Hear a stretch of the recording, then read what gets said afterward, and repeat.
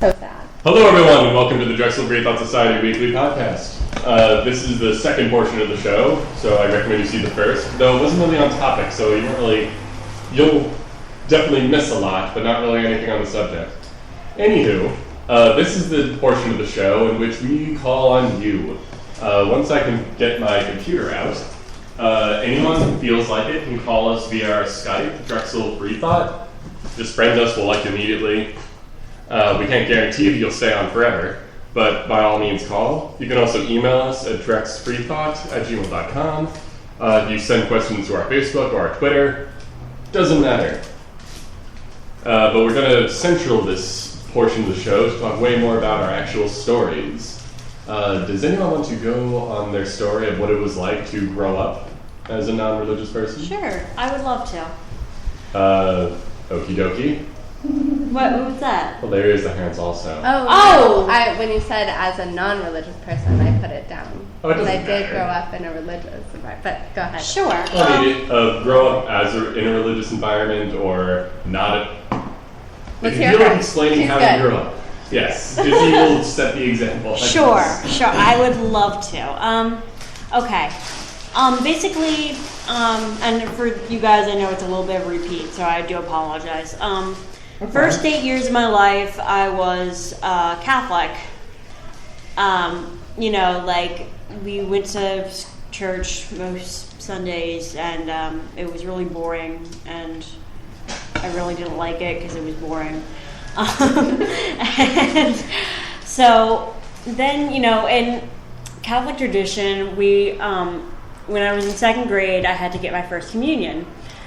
And not long after that, we pretty much stopped going to church. A couple Sundays go by, and I'm like, finally I go to my parents, I'm like, aren't we going to church today? And they're like, well, do you want to go to church? And I'm like, no. And they're like, oh, okay, well, we're not going then. I'm like, oh, okay, cool. I didn't really think much about it. I thought it was a little weird, but I didn't really think that much about it. I do remember kind of a sense of embarrassment when, people would ask me about it, I heard you're not going to church anymore. What's up with that? And I didn't really know how to answer them because I was just kind of yeah, I don't really know. It was kind of my parents' decision, and I kind of went along with it. What was I going to say? Yeah, so I was kind of, from time to time I would be in these kind of awkward situations, with my peers or whatever, if they would be talking about their church or they would be talking about, I don't know, Bible verse. No, this legitimately happened. They were talking about their favorite Bible verses or something when I was in 8th grade, and I was just yeah, I don't really read that. I was the part about the donkey and giant ejaculations. Everyone references that. Yeah, these I know. days. I've heard hilarious. it so much. Sorry. So, but it wasn't really something I thought about that much. I do remember, the one thing I do remember is I got babysat in the morning because my mom had to go to work early, and the babysitter went to our old church, and she said, oh, are your parents going to the Valentine's Day church dance thing or whatever at St. John's? And I'm like, oh, we don't really do that anymore. And she was like, oh, and she got this look on her face. And then I remember another day, my mom came to drop me off, and she met us at the door, and she was like, oh, Isabel said you're not doing St. John's anymore. What's up with that? And my mom said something about oh, well, they were talking about stem cell research, and, I wasn't really comfortable with that because they're, looking up the cure for Alzheimer's with that, and that's what my father died from, and she's like, that's why we kind of stopped going, and she was kind of like, oh, okay, and then she never really brought it up after that. So yeah, it's not really something I thought about until high school, and that's when, you ever you're on YouTube and you start watching a video or something, and then you go, it leads to another video and another, and that's kind of what happened to me and the one day, and I ended up on this really big long atheist video thing, and binge. Yes, but the original video had nothing to that I started watching had nothing to do with that, ironically enough, but I start watching these, and I'm like, kittens playing. And God is dead. Yeah, and then I'm like, yeah, this is kind of interesting or whatever. So I started borrowing my dad had a lot of books that I knew. I knew he owned The God Delusion. I knew he owned, I think, Letter to a Christian Nation. So I started borrowing them and reading them and stuff. I even read. I was pretty ballsy. I read The God Delusion in school. I mean, I took the cover off, but I was like reading it like in my study hall and stuff. So, So yeah, I think that pretty much covered that. I mean, does anyone have like questions? I mean, I think that's pretty much. I remember the one thing I was like absolutely terrified of when we first stopped going to church. Like, I thought come around December we weren't going to do the whole Christmas thing, and I was like really devastated. Your like, moral soul doesn't matter. Yeah. Not getting a toy. Yeah, I was like, if we're not like going to church anymore, then we're not really Christians. That means like we're not really we're not going to really celebrate Christmas. But we got a tree and everything. I'm like, oh, okay, cool. Like we still do that. Like I'm pretty cool with that. And then the first 2 Christmases after that, we did go to like a Unitarian church for like the Christmas service, and if you're not familiar with Unitarian, they're pretty chill, they're pretty liberal, they're kind of like, yeah, if you believe in Christianity, we actually have one in Philadelphia. The Reverend Nate is a very nice guy. Yeah, I've had a number of times. I've had too. It's lovely. Yeah, and they're pretty chill about stuff. It's more of a spiritual thing than a religious thing. They're really they're 2 steps away from the humanist gathering. Yeah. I remember like the one Christmas Eve one, like we all had like candles or something, and like we all had to light the candles, and like it was like all like magical, or I don't know, but like so yeah, that's pretty much me in a nutshell. Any questions? I was going to comment on the presents thing as a great way of getting children involved in precisely. Okay. The Simpsons will come up every once in a while. Because I will admit that Simpsons, South Park, whatever, they do really good commentaries. They do. And one of them is just like, we've gotten more child souls from, race cars and easy bake ovens than this 10,000 page sleeping pill. That was the Reverend holding up a Bible.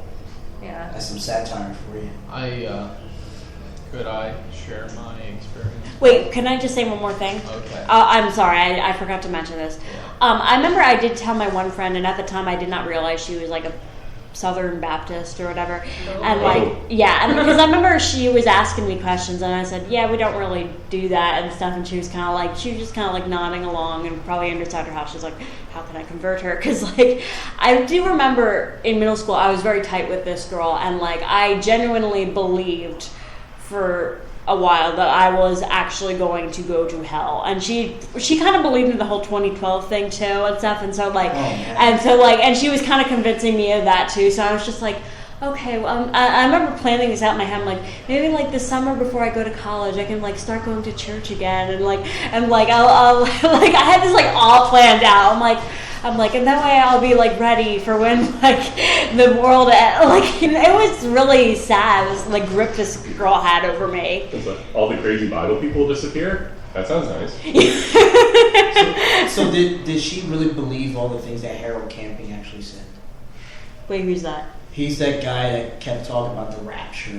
I think she did at first, and then like over time she kind of was like realizing like that it was that the 2012 thing was total, because basically after it didn't happen. Yeah. No. Like before that. Like I remember like the first time I ever heard about it was in 7th grade history class, actually, when we were learning about Mayan culture, and then it was one of those videos where the guy talks in a really deep, dramatic voice, and he's like going on about the Mayan pyramids or whatever. And he's like, the world will end in 2012 and December 21st. And I'm just sitting there, I'm like, that whole thing was such tremendous bullshit. The calendar will be in 2012. Yeah, I mean, it was some sort of History Channel program or something like that we were watching. So okay, go ahead. You know what you have to do? It's the Discovery Channel, the Science Channel. I'm doing quote things, internet people. The Science Just Channel how terrible was TV is. nice sometimes. The Learning Channel. For a while ago. Like, I remember watching this wonderful squid like informational squid documentary that was. Was it the Humboldt squid? I don't know, but it was really nice. It wasn't like dramatic. It was just, here's a squid and let's educate you. That was on the Science Channel. Oh, and also. And squids are really aliens. No, they didn't do that. But I've seen some weird stuff that science has done. They're cute. So they botched it. Okay, Richard's turn. Sorry. Alright, Squid. so I grew up in a fairly non-religious kind of household. My dad cared about Christianity a lot, and my mom didn't really know anything. Know anything about religion, and she didn't really care. My mom was Jewish, and my dad was Roman Catholic. You're not really supposed to do that, but who cares? And we won't tell, except for the entire internet. Well. Later on, what happened was that I had choice of which religion I would be. And when I was 12, because my friends were going to the Lutheran church, I picked Lutheranism, which is basically just Christianity. If you weren't going to go in the history of it, it's during the 1500s, but let's not. Later on, What's that? Well, later on, when I was 12 years old, I was baptized, and then later on, I got congregated, or whatever it's called, to become confirmed. And I began asking questions more and more of religious stuff because I was over the top religious. Like, I thought, like, if I built a temple for Jesus in my dreams, that something would happen. And I was very into the end times sort of stuff. I didn't think that it was going to end in 2012. I thought that nobody knew, and it was really scary, but I was going to be there, and blah, blah, blah, blah, blah. Until later on, I began watching a lot of atheist videos like Izzy did, and the person who actually made me an atheist was The Amazing Atheist. For those of you who do not know him, he is the most awesome atheist on YouTube, period. I guess I'm an atheist Richard, now. you made yourself an atheist. Yes. Yeah, I know. It's like that is true. You had to get through that thought process. Yes. Give yourself credit. So basically, after that happened, I was a militant atheist for a while, but now I'm kind of weird with the atheism thing because I'm still an atheist, but I really don't care if you're religious. And I'm not sure if any of you know who Joe Rogan is, but I agree with Joe Rogan's viewpoint on how we're all connected to this collective consciousness that is the universe. But that's basically what I believe. We get all kinds here. Yeah. I'm with the new people to talk. Alright, so I have never been to a non-religious school. These first 2 weeks are my first 2 weeks of secular education. Woo! Yeah. Amazing. And it's been 2 weeks, and how much have you talked about religion? Like, none, except here. It's nice. I actually got more sexual education from the public safety 2-hour seminar than I did my entire education years. Wow. Holy crap. Oh my God. But less about that. I started off as a Roman Catholic. I was a good little Catholic. I didn't spit out the host on my first communion. All that fun stuff. One kid threw up, which I thought was hilarious. What? The devil has him. Is that like? He vomited the host. Wait. Get your fire in your meatballs. Wait, why would you? Isn't it like? It's just like a little cracker. Or is it special when you're getting? He thought he couldn't chew it.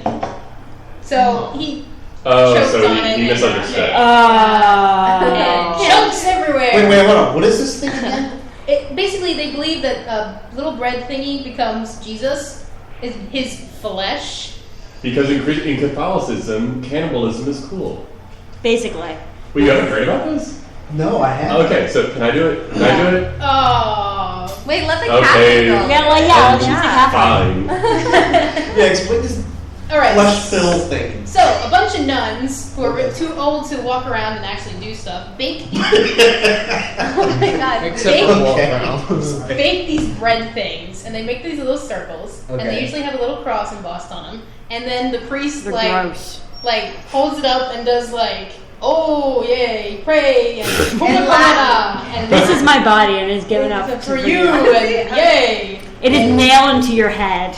Yeah. Wait, can you repeat that? What? Can you repeat the actual thing? This is my body. Take this, all of you, and eat it. This is my body, and I have given it up for you. I believe that's something like that. But it's a pastry, right? But they believe that spiritually it is something more. So they not spiritually. If you're a hardcore Catholic, you're supposed to believe it physically becomes the body of so they do transubstantiation. Yeah, so they do some incantation on the food and make it into flesh. Yes. Basically. And the wine is blood. I love alcohol. So serving alcohol to minors. Yay! Oh, I love the whole thing with Family Guy. Did you see the Family Guy one? Oh, he must be drunk all the time.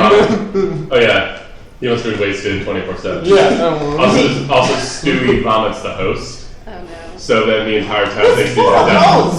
I just heard of it. No, that's what you say. Is that I just heard of it as you're eating the flesh and drinking the blood of the host.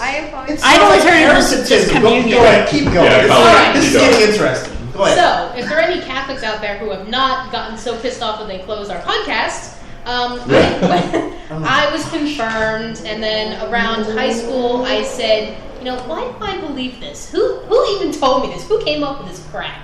And then I like her attitude. Officially my favorite Catholic.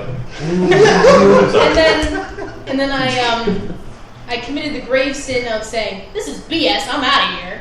And as a kid? No, as a high schooler. Oh, wow. And then I became a militant atheist, and then I realized, hey, maybe I should stop being a jerk about this. And then I became a Unitarian Universalism, as we mentioned previously. I belong to the Philadelphia congregation, and this makes a nice transition to my next story.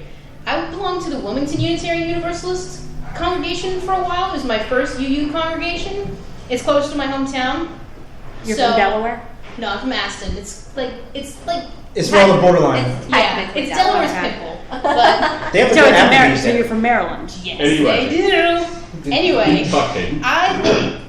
we love visitors so much. They make us happy. And I was talking to a visitor, and she was, wondering what we believed in. Now, unbeknownst to me, she was a very apostolic Christian. Evangelical? No, she's from Jamaica, I think she said. She was very nice. She was very sweet. But I was telling her, we all believe different things. We're all in a search for truth. We don't know right from wrong, so we can't exactly say you're wrong. Because we don't know. We are humans. We are finite. We have a very limited perspective. Sure. And she said, no, what do you believe? And I said, oh, well, I'm an atheist. Her entire demeanor towards me changed, and it was almost a shock, like seeing a circus freak in person. She was still nice to me, and I give her credit for that. She was still a very pleasant young woman. And you see, I wouldn't give her credit. I don't. It's like it should not take effort to be nice to another person. So the host cookie got to her. No, it's a different sect of Christianity, but I asked her, I said, I'm familiar with your religion. I'm not quite sure what exactly they believe. And her answer quickly was, Jesus, we believe in Jesus. I was like, oh, okay, yeah, I knew that. And, we parted ways. She didn't come back. Her friend did, though. But, yeah, it was not a nice feeling. It's always, you always say, it's not going to get to me, it's not going to get to me, I'm proud, I'm an atheist, rah, rah, rah. And then when someone mistreats you, it's, it's hard. It's hard. You just get that crawly feeling inside of you, and you're like, am I a flawed human being? Am I broken? What's wrong with me? This is the problem with childhood indoctrination, is there is nothing wrong with that. I would actually applaud it. Applauding. I'm making the transition from the cookie host. Yes. I am no longer a cannibal. That's a good thing for that person to hear when walking. Yeah, this person just Unfortunately, I can't get alcohol underage anymore, so that's not very fun. That's a whole. Well, that's a funny thing. Wow. Right across the street. Legally, without getting order. Oh, I don't know if I would. I don't. Ordered already. Oh, do you want to? No, thank you.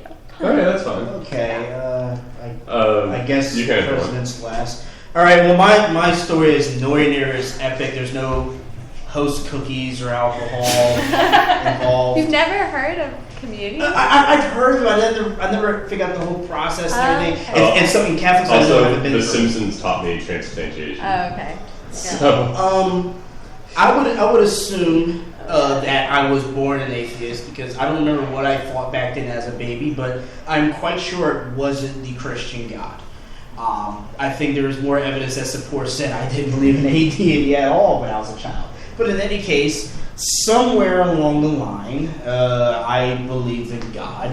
I believe it was mostly my mother that pushed the whole God, Jesus thing on me because my dad, I'm not sure what religion my dad was back then when I was a child, but I do know that he has read the Quran and stuff, so he's more associated with Muslims. My mother is a Baptist, and so are my grandparents. But we never really went to church too much. Excuse me. But in my younger days, my mom would occasionally hook up with someone who did go to church, and I would get dragged along, of course. And we would go to different churches, and I questioned everything. I was always that kid, just like in second grade, with the whole centipede thing. And, it's funny, people be like, yeah, this is church, this is the house of God. And I'm like, God has a lot of houses. I remember that. I'm the exact same thing when I was a kid.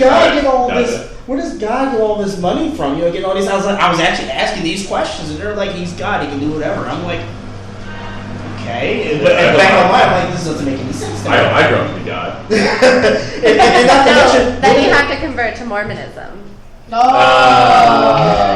For those who don't know, if you're a Mormon, apparently you believe that when you die, you get your own planet. If you're a dude. If you're a dude, I'm sorry. Yeah, That'd be awesome. There's no equal opportunity. Wow. You get to become God's sex slave. Oh, yeah. Don't worry, ladies. Let me continue. You ruined it. Now it's dirty. Let me continue before we can. You guys aren't allowed on my planet. My planet would be awesome. There'd be all dragons and stuff. But in any case, so like one of the churches we went to was like kind of run down and everything, and I was just like, God has a really bad house. So I was questioning stuff like that. So on to the whole atheist thing. Oh yeah, my mom will always tell me don't do this and this, or God's going to get you and stuff. But in the back of my mind, I'm going like, wait a minute, I thought He loved me, but why would He get me if I do this? Again, this stuff didn't register, but I still believed in God because my mom told me there was a God and I had to believe in Him. So after a while, I'd say around high school, I started really, really questioning these guys. My mom really didn't push it on me vehemently, but she would make, occasional mentions of Jesus and God and all this stuff. And I was getting picked on in high school for a while. I was always a target of bullying. And she would go, if you pray to God and stuff, they'll leave you alone. And, whenever she told me to pray for something, I noticed that I didn't feel a darn thing. It was just me sitting at the edge of my bed, folding my hands, closing my eyes, and thinking inside of my head as if I'm talking to somebody. That's how it felt like, because I think to myself all the time. So it felt no different. I didn't feel like I was talking to somebody up there or somebody next to me. It just felt like I was thinking. And so I was like, this isn't right. This doesn't make any sense. So, but in any case, I did it anyways, and after a while, the bully left me alone. But it wasn't because of some magic. It wasn't because of some deity up there. It was because I basically told him off. That's what happened. And, so I told my mom that, I got rid of the bully, and she was like, see, gotta work, blah, blah, blah, and stuff. And I was just like, no, it was on me. Dante. God gave you the strength to do that.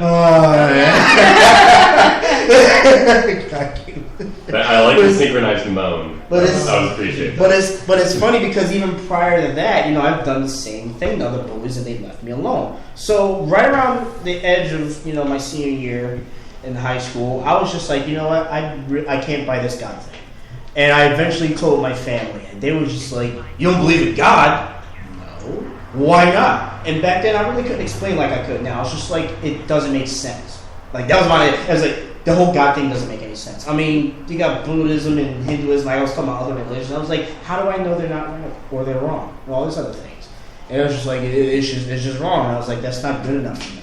So I went to the military, and I was actually friends with the chaplain. And he understood I didn't believe in God, but he never tried to proselytize me for it. He just basically just talked to me whenever I needed help with anything. So then fast forward, I'm almost done. I've never gone too much. I come here in college and everything, and bumped into David, bumped into a few other atheists, Free Thought Society. I'm like, oh, this is excellent. I don't feel as alone anymore. I don't think I've met another. Actually, I probably have. They were probably just scared to say that they were atheists. I think I met like one other guy who didn't believe in God before I met David, and just went on from there. So, that's it. Mazel tov. Oh yeah, my mother still tries to talk about the whole Jesus thing, and I just go, it doesn't work for me. You can't keep putting me on it. Wait, David's an atheist? About your story. Oh, about coming out as an atheist? No, I mean like growing up, your journey. He doesn't have to.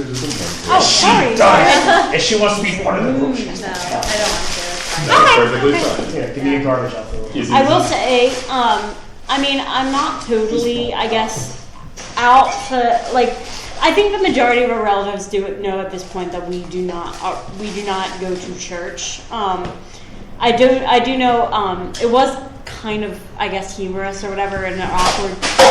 Crud. Yo, man, come on. I'm telling a story. Sorry, I didn't blow it up and stuff. Can't get it all hot. I don't want to make noise and interrupt. Let's put it in this. How about that? Okay. Yeah, let's put it in the trash can that's right next to us. My grandparents were coming to visit one weekend, and my dad's like, I don't really want to go to church, and they're gonna expect us to go to church with them or whatever. So I remember he wrote them a letter, basically explaining we're not gonna come with you. Yeah, they were basically saying we were not a non-believer, and I'm trying to imagine this letter because my dad's a very, very good writer, but I can see him being very official. If you have any questions, please call this number. Very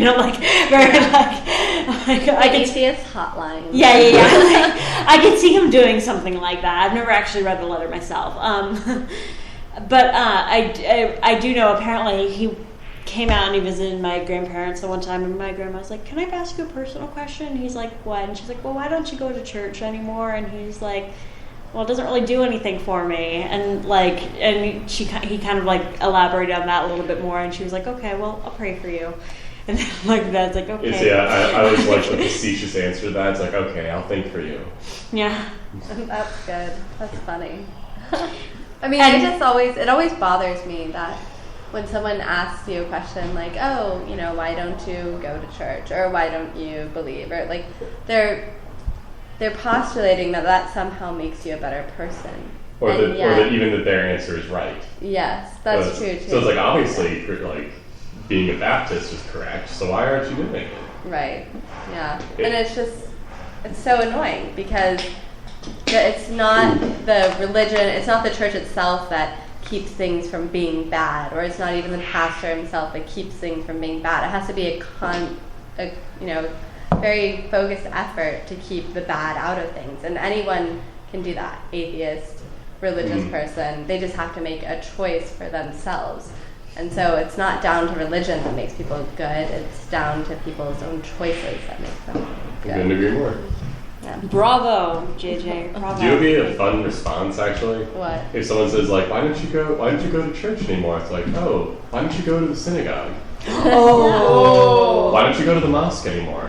It's I never did. Why? Why not? Don't you care about your family? Oh my god. Don't you care about your cow? I still go my family is interfaith. But only because my dad is Christian and my mom is Jewish. We're not it's the same thing. Hooray. Yeah. No, so it's so I guess I could be why don't you go to the synagogue to Christians? Although there's this huge movement, well not huge, but there's this movement in Christianity to be like Jews, and so they're there's also a movement in Jews to be atheists. Well, that's a grand tradition of Judaism, that you don't believe in it, but you are Jewish. Whatever you believe. My grandparents heard that.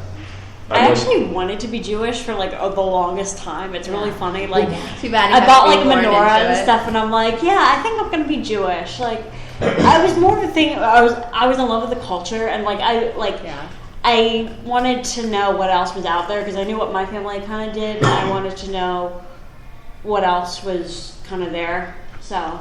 Well, it's nice because there's a sense of belonging.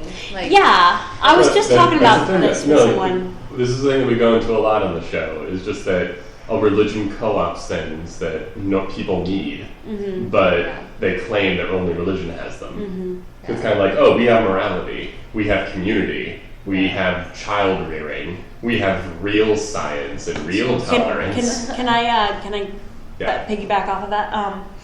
Well, I remember, I think it was at my graduation party, one of my cousins she said, do you still practice Catholicism? And I'm like, no, not really. And she said, oh, okay, well, because I'm looking for godparents for my, my baby that I'm about to have or whatever. And I'm like, do they understand what sorry. godparents are? It's basically a symbolic title at this point. It's symbolic, at this point, but like the person is supposed to be a practicing Catholic. Yeah, it is. The whole point of being a godparent is to make sure they stay a Catholic. Right, and like so I'm like, well, I'll be there, but and that's the thing. Like I feel like anymore, like a baptism is more of like a come see the baby party. So I've actually heard of people who are secular humanists or whatever you want to call it.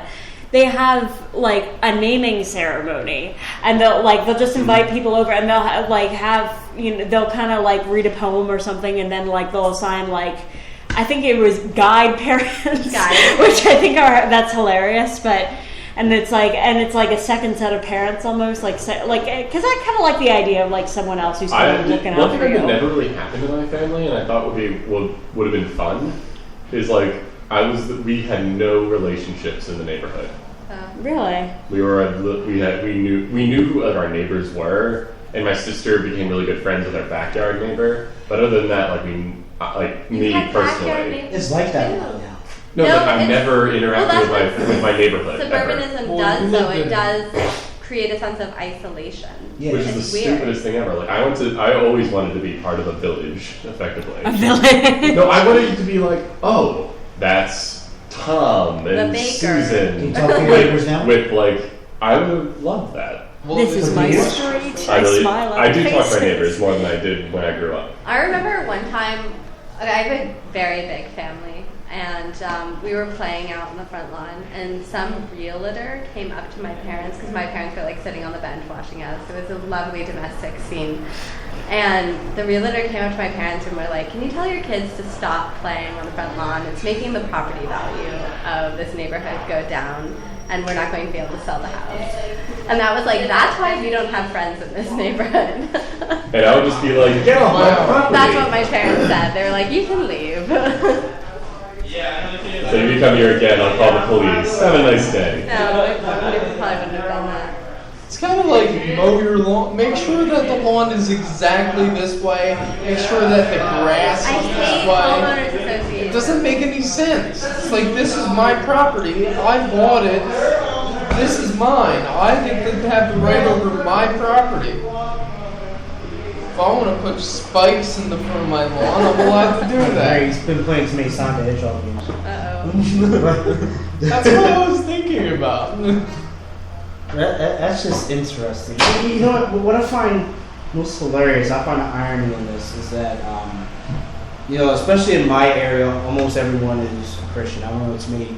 I'll be honest with you, I don't know my neighbors too well, but you can see a lot of them, they have like crosses and stuff on the back of their cars or on their doors and everything. And it's amazing, they preach all this thing about this morality and being kind to people and loving your neighbor and stuff, but they barely talk to each other.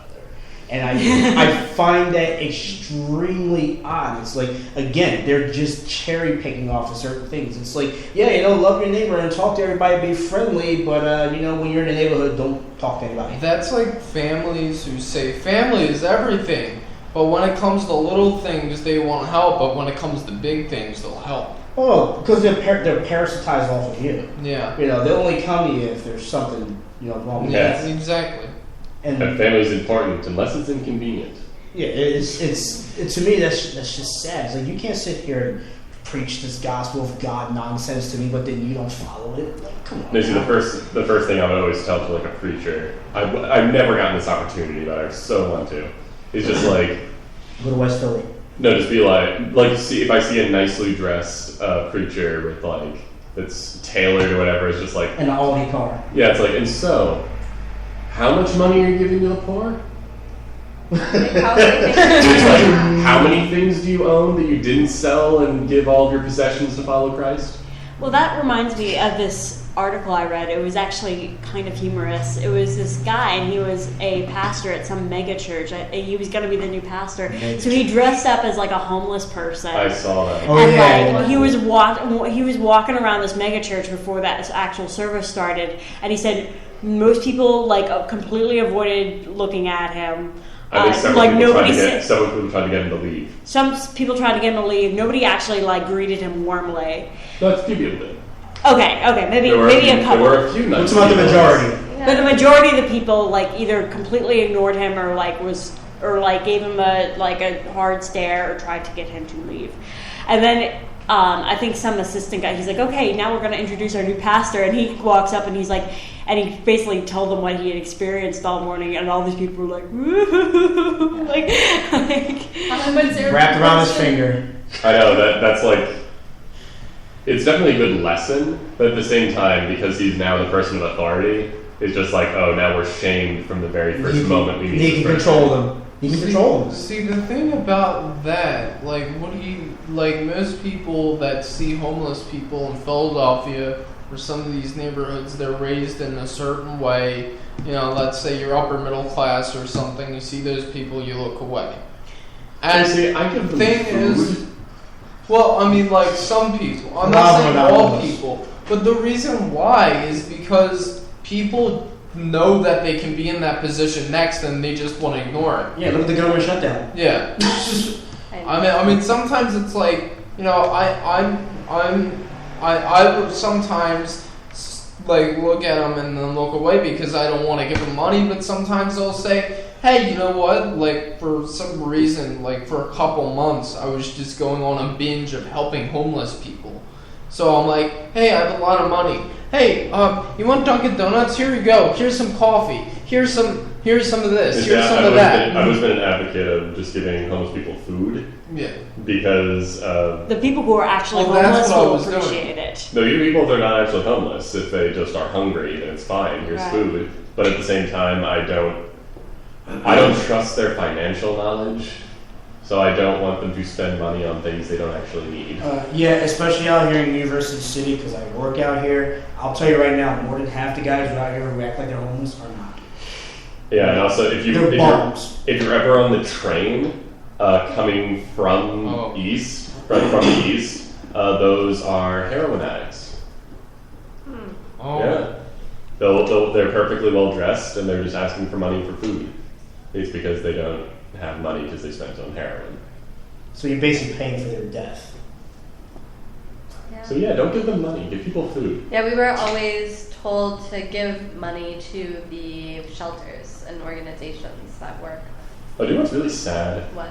It's getting more and more revealed after I think it's after Chick-fil-A. A lot of companies are being revealed that they have very strong religious backgrounds, and that entitles them to be incredibly prejudiced. What was it? I think it was like Barilla pasta or something. I know. They're like, yeah, gay people can eat some other pasta or something. Like, What I'm the like, heck, man? why do you care? It's money. Matter. Yeah, that doesn't make any sense to me because like it's like my whole point is that like even though I'm not really a capitalist, I agree with some of the stuff that capitalism says. If you're gonna say I hate gay people, then good luck with that because you just lost a lot of business. You lost. No, you didn't. The most you could have lost is 10 to 20%. Well, you lost 10% of the actual gay people. And That then could people still be you a lost chunk the of gay money. people, and Yeah, you but- lost people like me who support gay marriage. I mean, There was a gigantic surge in Chick-fil-A's profits when they came out as being against gay people. Because all the anti-gay people started buying chicken. And it's funny, they had a perfect opportunity to protest the demonization of religion by following one of the religion's main tenets. feeding the hungry. Instead of gorging on 5 sandwiches for yourself, buy an order of chicken nuggets for yourself, because you can stand to lose some weight. I mean, come on now. And then buy those 5 sandwiches and just pass them out to people you see. Like, hey, you're hungry. No, but you see, they might be gay, and then you should give them. Yeah, you don't want to give them gay money. Whatever You might have to kiss them to make sure they're not gay. You should just carry pictures of naked men around with you all the time, just to make sure someone's gay or not. Okay, that's totally biased against lesbians. Oh, I apologize. God Okay, loves all people. Unless you're gay, then you can stop. It's like unless you're gay, a woman, black most of the time. A poodle.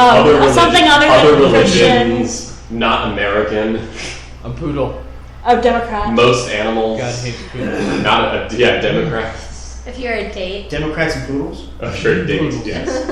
There's only 3 things Was that it- God wait, made yeah, dates that or were tri-states? mistakes. What's it Man, say? I think it's a big woman, Okay, and you're right. poop. Sorry. Anyway, I think we actually in a roundabout way, we covered a lot of the key issues with childhood issues with religion. Has anyone actually suffered from that? Like, has anyone been teased or berated For being for being an here's atheist? the thing, I brought this up with Richard Dawkins when we met him, and he kind of brushed me off, and he was like, "Yeah, I guess we need to fix that." And then he didn't talk about it at all. Be nice to Richard Dawkins. He's very stressful. I've heard so. Let me finish. Oh, sorry. Yeah. I mean, the most that's ever happened to me specifically, it's just some really awkward situation type things, and I have the one friend who was basically proselytized. Yes, that to me, and she, I remember her saying to I think we're at some theater audition. She was going to my friend. She's like, "Yeah, she doesn't believe in Jesus. Go save her," or something. She was going, she was, and because she was on some kick about she doesn't believe in Thor. Go save her. Yeah, she was on some kick about abortion or something, and she's like, "Yeah, it's against my religion," and she was angrily she's gotten actually she's gotten more chill actually. I was but she was like, "Yeah, she's like, it's against my religion," and I'm like, well, yeah, but what if it's gonna kill the mom or something? She's like, "I don't care. God wants that baby here. I will be that vessel or something." And I'm like, no, at the same time, it's Until somebody punches her out. okay. So this is gonna be a mini rant for 12 seconds. okay. It's if I'm not stop counting. Okay. I hate all of you. Yeah. Good. Except for me. Except for Richard. Good, we got 3 minutes. Go. Alright, it's just the idea that it's okay, so it's God's plan that that child has to be born. Okay, so does that mean I can defy God? Does that mean that means me as a person choosing to use, I'm speaking as if I'm a pregnant woman, if you didn't get that. Me choosing to have birth control or an abortion or an emergency situation like that, does that mean I have the power to defy God and destroy his plan? Or are you saying that my actions are not part of God's plan? No matter how you spin it, it's complete nonsense. Okay, you had a comment. Oh, no, totally forgotten. I'm sorry. No, it's okay. It's fine. I don't need to talk. Oh. Oh, so well, you were asking passive-aggressive. about have you been teased? Yes. Yeah, I mean, no, I haven't been teased. I've been told I'm stupid for saying that I, don't believe in. They love using that. The amazing irony. Go on. Yeah, no, I know. Well, and then I got in conversations with people that I really, really respected who are religious. I did go to a religious high school, and I chose myself to go to this school, so I knew what I was getting into. And I would just keep my mouth shut about those things because I didn't want to turn myself into a target because I knew I'd become the new project. Unfortunately, that's a big problem a lot of people face in that situation. Right. And our school was a wonderful intellectual environment, so I didn't feel like we couldn't ask the hard questions, and we had a whole class on, ask the hard questions that you always want to ask. And so I did, but I would never label myself as an atheist. I'd just be like, here's a what if, or I'm the devil's advocate of it, choosing those things. Literally. Yeah, really. Not literally. There's no devil as well. But then there's also a sense of insecurity that I feel about if I do say, oh, yes, I'm agnostic. I don't believe in God, or something like that. 1 minute. Will I suffer in a professional way as well, and not just personally, not just losing friends and losing the trust and happiness of your family members, but professionally as well. And there are employers who, even though they might not be the most religious people on planet Earth, they might see atheists and what they see and they associate with this 35 movement. Oh, on the podcast? Yeah. I'll Then- No, and I think that would actually segue very nicely into another podcast. Yeah. Thank you everyone for joining us. We are the Drexel Free Thought Society. We are awesome. We talk about things. All sorts of things. Lots of loud and angry things. We enjoy talking. Thank you for joining us once again. I'm desperately trying to fill time. I really should just let you keep talking. And now we only have 10 seconds left. If you'd like to email us questions, go to drexfreethought@gmail.com. Join us on our website. Join us on our Facebook. Join us on our Twitter. Have a lovely afternoon. Evening. Evening. I know how time works. God, host, Goodbye. cookie puke.